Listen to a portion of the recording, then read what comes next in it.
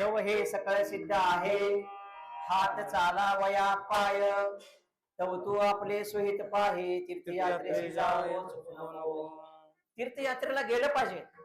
जोपर्यंत आपले हात पाय धड आहेत, ठीक आहेत, तोपर्यंत तीर्थयात्रेला गेलं पाहिजे, असं संत तुकोबाराय सांगतात. हे हात पाय कशासाठी दिलेले आहेत? दिली इंद्रिय हात पाय कान,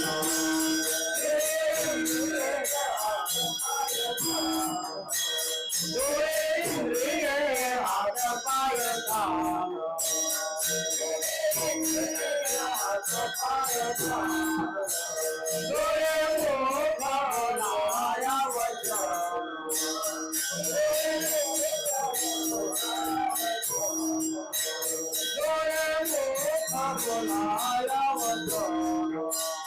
डोळे मुख बोलाया वचन. जगत गोरखी नारायण, जगत गोरखी नारायण, जगत गोरखी नारायण, जगत गोरखी नारायण. नाथ देव पणा भवरोग, नाथ देव पणा भवरोग, नाथ देव पणा भवरोग. दिली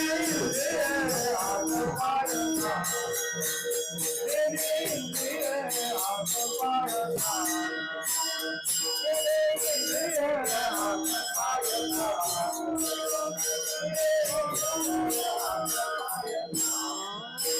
पाय कान, दिली हात पाय कान,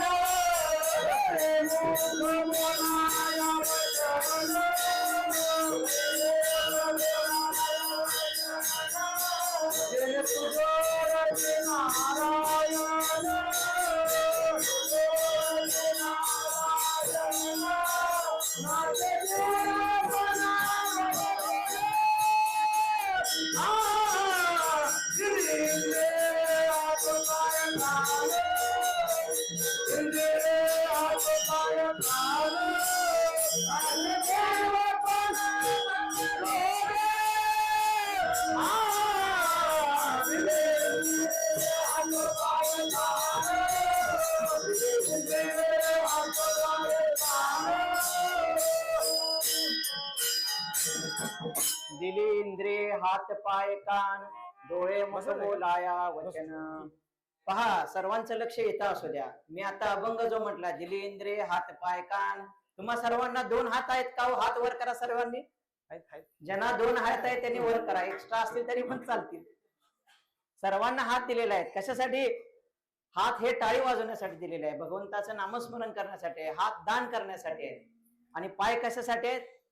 तीर्थयात्रेशी जाऊ चुकू नको. तीर्थयात्रेला जाण्यासाठी पाय आहेत.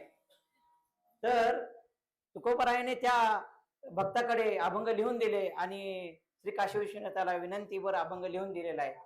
तर तुम्हाला एक प्रश्न पडला असेल, संत तुकोबाराय हे विठ्ठलाचे एकनिष्ठ भक्त होते, मग त्यांनी श्री काशी विश्वनाथाकडे कृपेची किंवा प्रेमाची मागणी का केली? एक विधा आम्ही न धरू पालट, न संडू हे वाट सापडली, किंवा एक गाव आम्ही विठोबाचे नाम, असे अभंग अनेक. तर आपल्याला असं सापडतं की पांडुरंगाचे एकनिष्ठ भक्त हे तुकोबाराय होते. तर अशा ठिकाणी पतिव्रते ऐसा व्रतार पमान, आमा नारायण तैशापुरी, तुझे विन कोणा शरण जाऊ नारायणा, तुझा देखेन मी कोणी, तुझा तेही त्रिभुवनी, तुझ्याशिवाय मला कोणी दिसत नाही, फक्त तूच आहेस. तुका माने एक विध झाले मन, तुका माने एक विध झाले मन, तुका माने एक विध झाले मन, तुका माने एक विध झाले मन. विठ्ठला वाचोनी आणि तुरे, विठ्ठला वाचोनी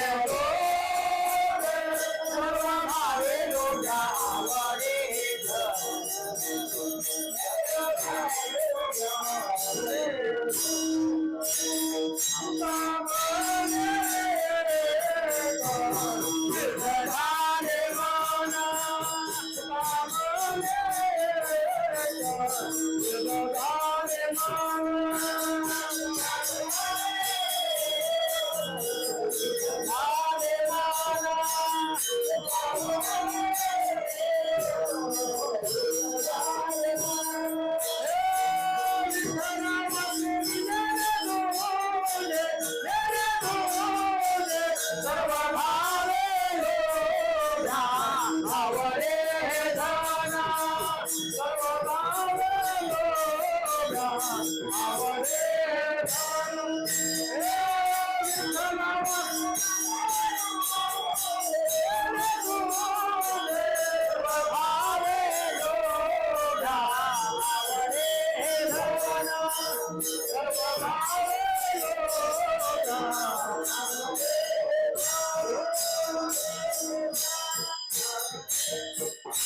तुका म्हणे कवित झाले मन विठ्ठला वाचून नेने तुझे सर्व भावे लोभ्या आवडे हे धन तैसा नारायण आम्हा नारायण आम्हा नारायण तैशा परी.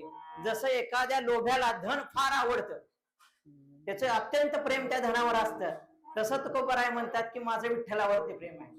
मग आपल्याला हा प्रश्न पडतो, एकविध असणारे विठ्ठलाचे भक्त असणारे संत तुकोबराय श्री काशी विश्वनाथाला कृपेची किंवा प्रेमाची मागणी का करतात? हरे हरे हरे मंत्र हा शिवाचा म्हणती जे वाचा तया मोक्ष. त्याचं उत्तर हे आहे. किंवा आदिनाथ गुरु सकळ सिद्धांचा मचिंद्र तयाचा मुख्य शिष्य. वारकरी संप्रदायाचे देव भगवान विष्णू जरी असले तरी गुरु मात्र भगवान शंकर आहेत. आदिनाथ गुरु सकळ सिद्धांचा मचिंद्र तयाचा मुख्य शिष्य.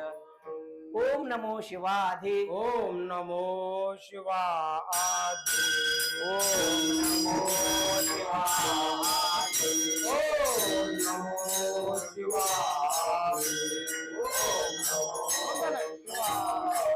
कावडी घेतली खांदी सिंगल कावडी घेतली खांदी कावडी घेतली खांदी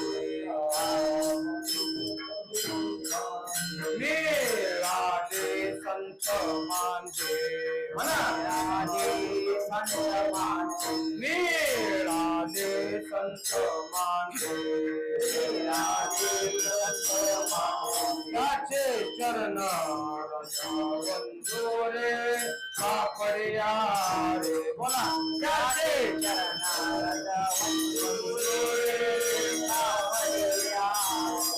त्याचे चरणार वंदोरे कापड्या रे त्याचे चरणार वंदोरे कापड्या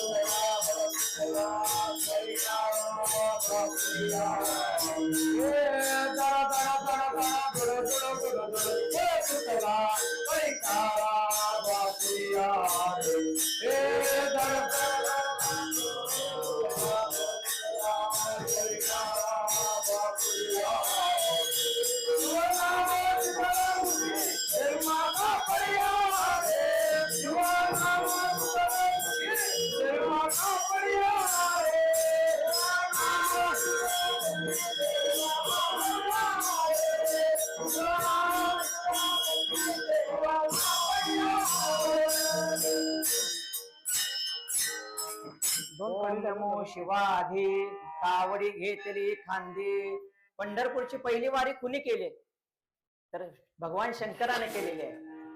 आणि भगवान शंकर हेच आपले गुरु आहेत वारकऱ्यांचे. त्याच्यामुळं संत तुकोबारायांनी भगवान शंकराकडे किंवा महादेवाकडे कृपेची आणि प्रेमाची मागणी केलेली आहे. हरिहरा भेद नाही करू नका वाद, नाही करू नका वाद, नाही करू नका वाद. हरिहरा भेद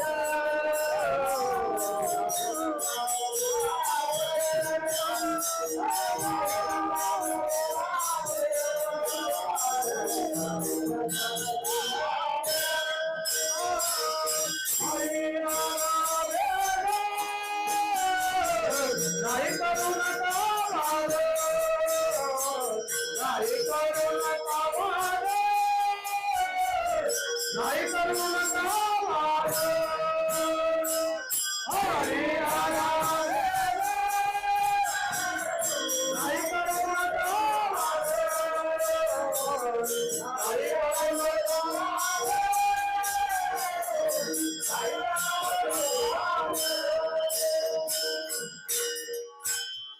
हरिहरा भेद नाही नका करू वाद एक एकाचे हृदयी दोन्ही साखरेच्या ठाई. हर आणि हर वेगवेगळे नाहीयेत. महादेव आणि विष्णू एकच आहेत. ज्ञानाचे जे अधिष्ठान महादेव एकची जाण. किंवा देखून या हरलिंग जो न करी तया साष्टांग मुख्य तोच वैरी सौमुखे म्हणतसे हरी. एखादा वारकरी आहे आणि शिवलिंग न बघून त्याला नमस्कार करत नाही तर तो मुख्य वैरी म्हटलेला आहे. बरोबर आहे बघा. म्हणजे किती एकमेकांचे हृदय आहेत दोघे. तर सांगण्याचं तात्पर्य दोन्ही एकच आहेत. मध्य प्रदेशमध्ये एक गाव होतं. दोन गावं होती. एक हरिपूर आणि शिवपूर. हरिपूर गाव हे कट्टर विष्णू पंथी गाव होतं. म्हणजे तिथं विष्णू भक्त सगळे होते. आणि जे हे होतं दुसरं शिवपूर होतं त्यामध्ये भगवान शंकराचे भक्त होते. आता भगवान शंकराचा गंध कसा आहे हो? आडवा. आणि भगवान विष्णूंचा उभा. दोन्ही गावामध्ये एकमेकांचे दोन्ही एकदम कट्टर विरोधी असणारे गाव एकदा एका शिवपुरामध्ये हरिपुरातली मुलगी करून सून म्हणून आणली. ती आल्यानंतर सुनबाई पहिल्यांदा ती सारवायला चालू केली. बाहेर गायीच्या शेणाने ती अंगण सारवत होती. सारवत असताना तिचे सासरे अचानक आले जे कट्टर हरिभक्त होते विष्णू भक्त. ए सुनबाई म्हटले हे काय करायला लागलाय तू? काय झालं मामांची? ती घाबरले. नवीन सून होती. तर तिनं ते म्हटले सासरे हे आडवा पट्टा आमच्यात चालत नाही. आडवं सारवायचं नाही. ते म्हणले मग कसं हे काय सारवायचं कसं? ते म्हणले असं उभं. आमच्यात आडवा पट्टा चालत नाही. उभं सारवायचं म्हटले. असं तिनं आपलं ऐकलं. नवीन नवरी होती घाबरून. तिनं कसं तर असं उभं सारवत सारवत सगळं अंगण सारवलं. ती वाटच बघत होती कधी मामांची सापडते. दुसऱ्या दिवशी सकाळी उठल्याबरोबर ती बाहेर आली. मामांचे दात घासत होते. तिनं पळत पळत गेली आणि मामांचेच हात धरला. ओ मामांचे काय करताय म्हणले. अगं म्हणलं दात घासतोय. अहो असे दात घासायचे नसतात आडवे म्हटली. उभे दात घासायचे असतात.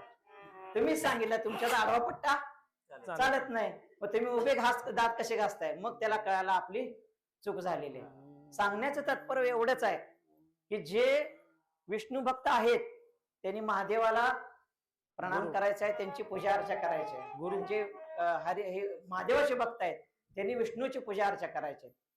आज जो महाराजांनी कीर्तन सेवेचा मला योग आणलेला आहे किंवा कीर्तन सेवा दिलेली आहे. आज पांडव एकादशी किंवा निर्जल एकादशी आहे. तुम्हाला सर्वांना माहिती आहे. त्याला भीमसेनी एकादशी सुद्धा म्हणतात. तर आजचा हे योग एकदम त्रिवेणी संगम योग माझ्या पण जीवनात साधून आलेला आहे. त्रिवेणी संगम कल्पवृक्ष आहेत. तसं त्रिवेणी संगम माझ्या पण आयुष्यात कसा तर आज आहे निर्जल एकादशी. आज आहे गुरुवार. आणि आज गुरु माझे आणि सगळे तुम्हा सर्वांच्या देखत कीर्तन सेवा करायचे योग आला. हे त्रिवेणी संगम माझ्या जीवनात आलेलं आहे. आता मला सांगा एकादशी कोणी कोणी केलेली आहे हो इथं? ज्यांनी एकादशी केले सर्वांनी हात वर करा. सर्वांनी जवळपास सर्वांनी एकादशी केलेली आहे. महाराजांनी आज बहुतेक लस्सीचा बेत असल्यामुळं सर्वांनी एकादशी केलेली दिसते. आणि आमचे मित्र कुंभार महाराज यांचा आज फराळाचा कार्यक्रम आहे. त्यांचा आज असल्यामुळं सर्वांनी एकादशी केलेली आहे. फार छान आहे. उत्तम वाटलं सर्वांनी एकादशी केली आहे. ही एकादशी अत्यंत महत्वाची एकादशी आहे. कारण 5 पांडव आणि कुंती सर्व एकादशी करायचे. पण भीम जो होता तो बलाढ्य बलवान होता. त्याला खायला पण तसंच लागायचं. तर भीमाला काय करायचं? भीम सकाळी एकादशी करायचा पण दुपारी त्याला भूक सहन न झाल्यामुळे तो जेवण करायचा. मग अशा परिस्थितीत त्याला एकादशी मोडाय जातो आणि अशा परिस्थितीत त्याला दुःख व्हायचं की मला एकादशी घडत नाही, माझं पाप होतंय किंवा पुण्य कमी होते. तर ह्या चिंतेत भीम असताना वशिष्ठ ऋषींनी त्यांना एकदा सांगितलं की सर्व 12 महिन्याच्या 12 एकादशी तू केल्या नाही तरी चालतील, पण ही जी निर्जल एकादशी आहे ती पाणीही न पिता जर तू केलास तर 12 सर्व वर्षाच्या एकादशीचं पुण्य आज लाभते. म्हणून तुम्ही सर्व भाग्यवान आहात की भीमासारखे तुम्ही कदाचित नसाल, पण तुम्ही एकादशी केल्यामुळे 12 एकादशीचं पुण्य तुम्हाला आज लागणार आहे. विठ्ठल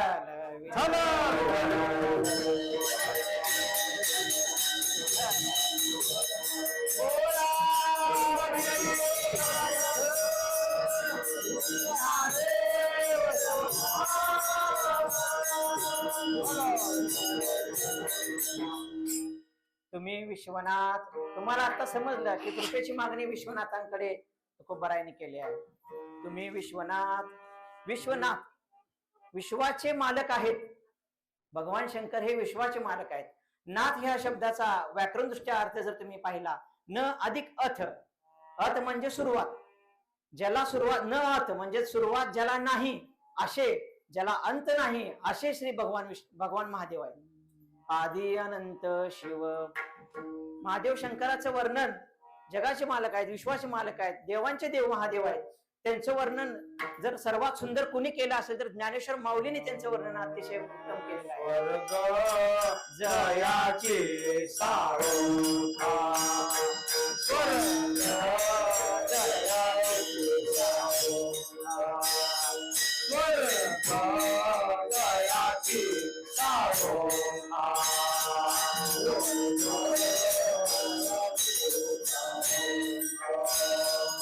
समुद्र पायी पिंड देखा,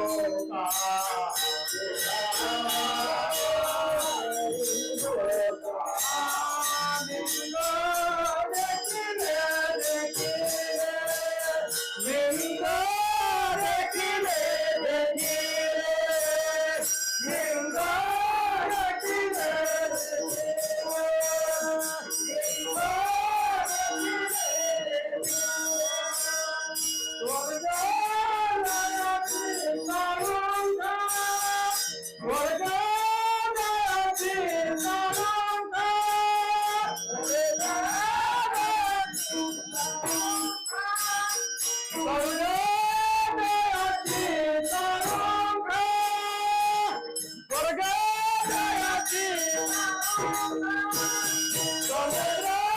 पायी पिंड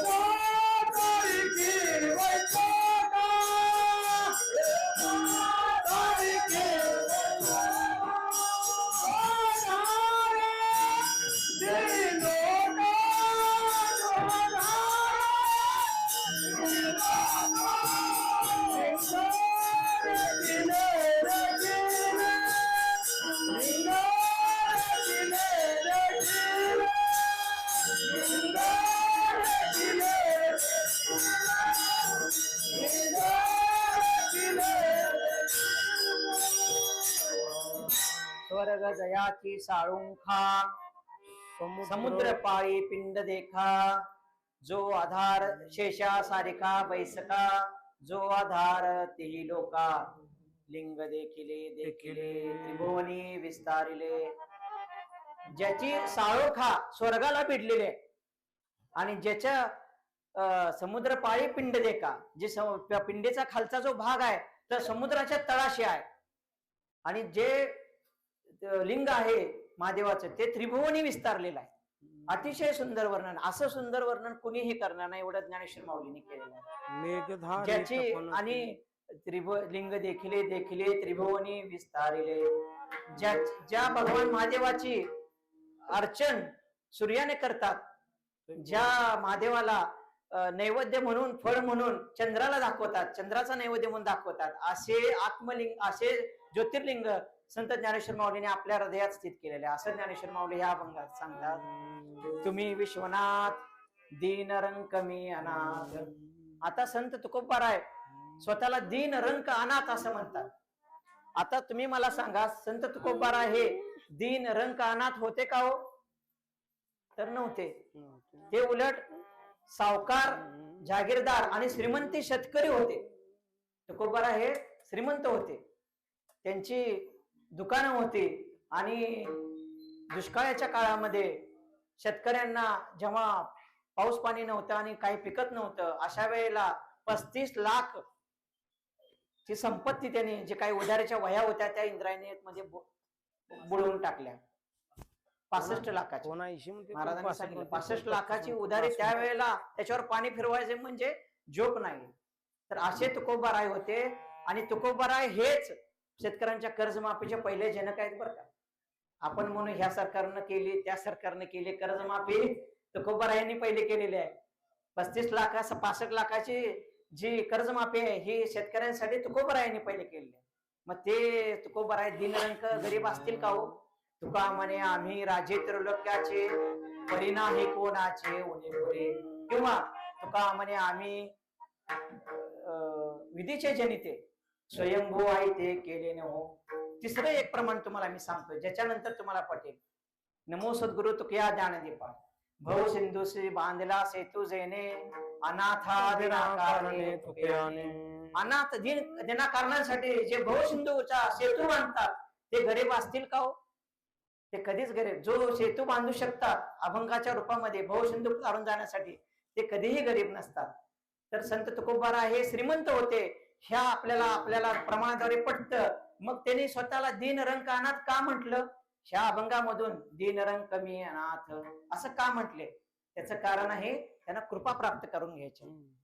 कृपा प्राप्त करून घ्यायची असेल तर 3 गोष्टींची अत्यंत आवश्यकता आहे. लक्षात ठेवा, एखाद्याकडून आपल्याला पैसे जरी हवे असतील तर आपण कसे मागतो? विनंती करून मागतो. किंवा कुठली मदत हवी असेल तर का दम टाकून मागता, देतोस का नाही पैसे, हे मागण्या सावकारांची बोलणी झाली वसुली करण्यासाठी. पण ज्याला खरं आवश्यकता आहे त्याने विनंती करूनच ती गोष्ट आपल्याला मिळते. नम्र झाला भूता,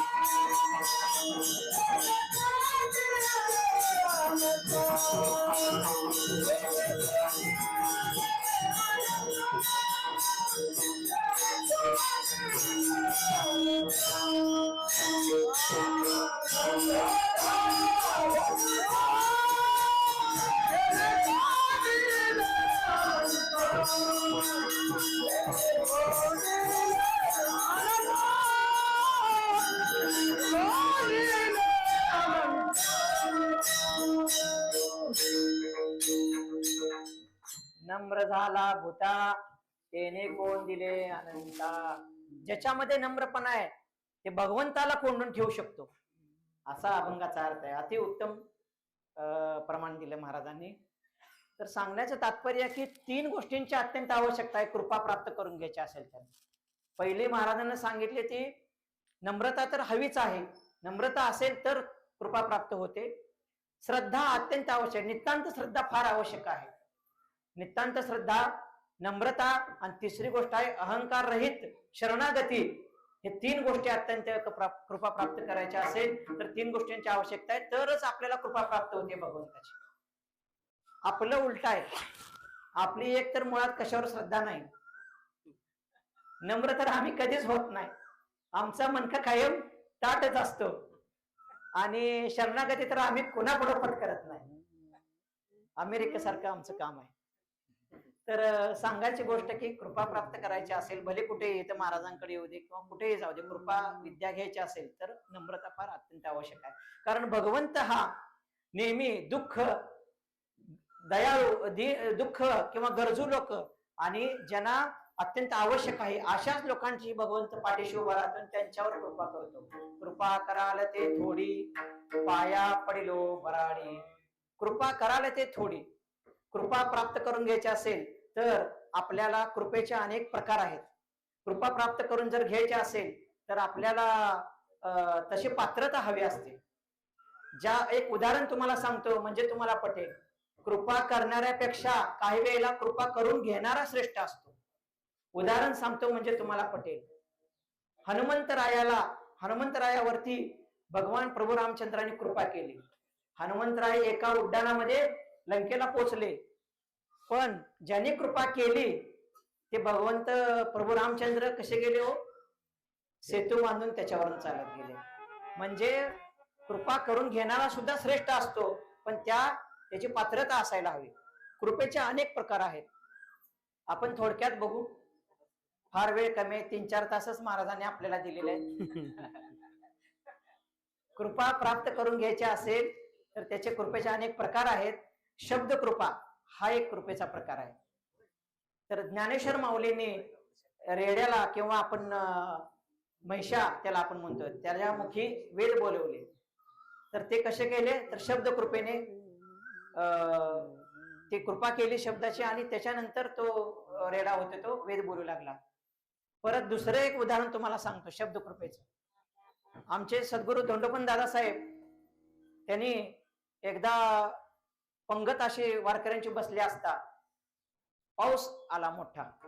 आता वारकरी उठवायचं तर कसं? तर अशा स्थितीत त्यांनी पावसाला आदेश केला, थांबण्याचा आदेश दिला आणि तो पाऊस जिथं वारकरी बसले होते त्या ठिकाणी पाऊस थांबला आणि इतर ठिकाणी पडू लागला. ही शब्द कृपेचं उदाहरण आहे. 2 उदाहरण तुम्ही शब्द कृपेचे बघितले. परत आपण बघू की स्पर्श कृपा. स्पर्श कृपा आहे एखाद्याला स्पर्श करून मग कृपा करणे, ह्याला स्पर्श कृपा म्हणतात. त्याची पण 2 उदाहरणे मी तुम्हाला सांगितली. धोंडोपंत दादासाहेबांनी पंक्तीला बसल्यानंतर तूप वाढायचं राहिलं होतं, तूप आलं नव्हतं, तूप संपलं होतं. आपले महाराज कसे आहेत तसे धोंडोपंत दादासाहेबांचं पण 2च गोष्टी महत्वाच्या होत्या, भजन आणि भोजन.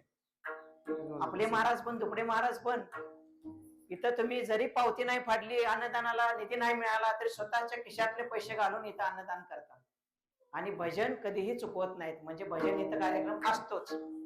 सेम तसं धोंडोपंत दादासाहेबांचं भजन आणि भोजन एकदा टाळ घाण ठेवून त्यांनी वारकऱ्यांना भोजन घातलेलं आहे.